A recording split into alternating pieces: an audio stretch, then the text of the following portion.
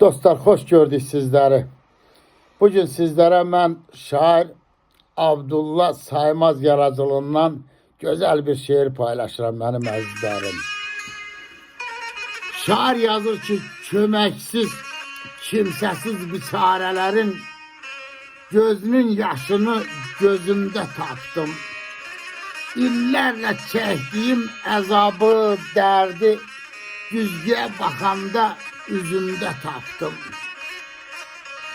Qocadır ya cavan bilinməz yaşı, bu fani dünyanın ağırdı daşı.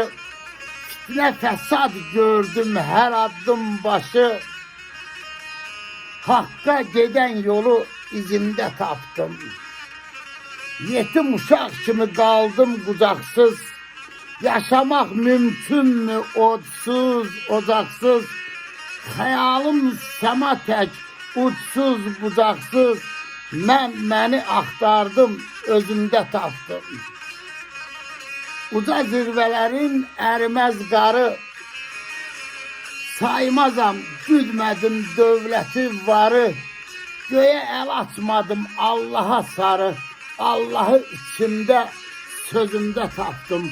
Allahı içimdə, sözümdə tapdım. Əhsən sənə şair, əhsən. Sağ olun dostlar.